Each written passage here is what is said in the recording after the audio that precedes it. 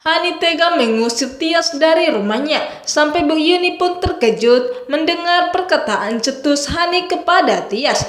Hani mengatakan kalau dia tidak mau nanti Tias jadi benalu bagi keluarganya Dean dan Aura, di mana Hani belum mengetahui kalau begitu banyak pengorbanan Tias kepada Dean dan Aura. Tias mau berkorban karena dia sangat mencintai Hani, karena dia tidak ingin Aura bersedih dan Aura sangat kehilangan Hani dulunya, dan itulah Tias mau menggantikannya sebagai Hani. Akan tetapi balasan yang Tias dapat hanyalah jadi ocehan dan hanya pengusiran Hani kepadanya, dan Hani tidak memikirkan matang-matang apa yang dia lakukan kepada Tias.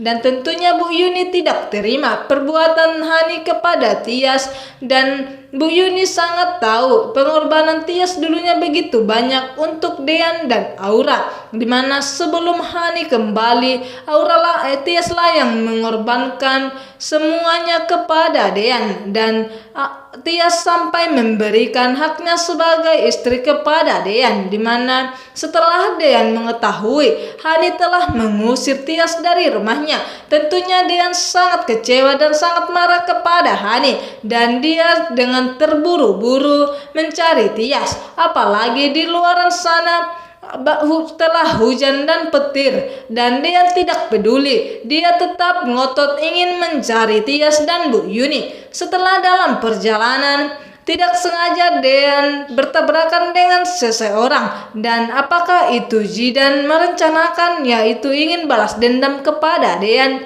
di mana Jidan tidak pernah menyukai Dean, dan apalagi Jidan pernah mendengar perkataan Hani, di mana Hani sangat mencintai Dean. Itulah sebabnya sampai saat ini Jidan masih sangat membenci dan mempunyai dendam kepada Dean. Dan apakah perbuatan Jidan yang ingin mencelakai Dean, dan di mana Tias dan Bu Yuni sudah mendapat tempat teduh, di mana Tias masih memikirkan perbuatan Hani kepadanya. Sampai teganya Hani berbuat seperti itu kepada Tias, dan sampai teganya Hani mengusir Tias dan ibunya sendiri dari rumahnya itu, dimana sesampainya di tempat teduh itu Tias yang sudah kecapean dan kedinginan tiba-tiba jatuh dan pingsan, dan seketika itu juga Bu Yuni sangat syok dan terkejut melihat Tias terjatuh, dan dia tidak tahu harus berbuat apa lagi. Dan untung sajalah Gino tepat waktu datang untuk menolong Tias dan membawanya ke rumah sakit,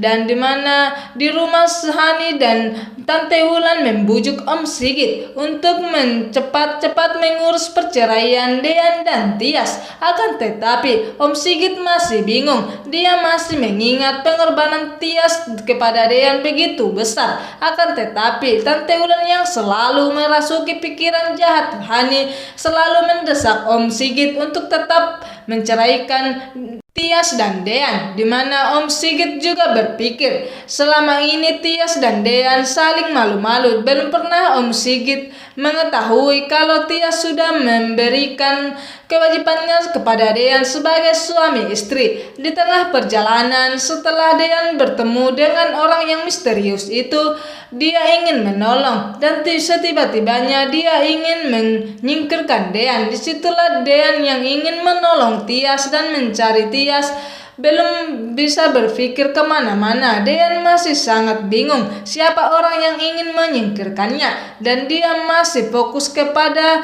Tias dan ingin mencari Tias di mana keberadaannya. Dan setelah Tias pingsan, tiba-tiba Gino datang menghampiri Bu Yuni dan Tias, dan seketika itu juga orang yang Gino cintai dilihatnya. Tiba-tiba Gino sangat panik dan syok melihat Tias kecintaannya itu pingsan, dan segera membawanya ke rumah sakit, dan Gino segera membawa Tias ke rumah sakit dan Bu Yuni. Begitu juga dengan Bu Yuni.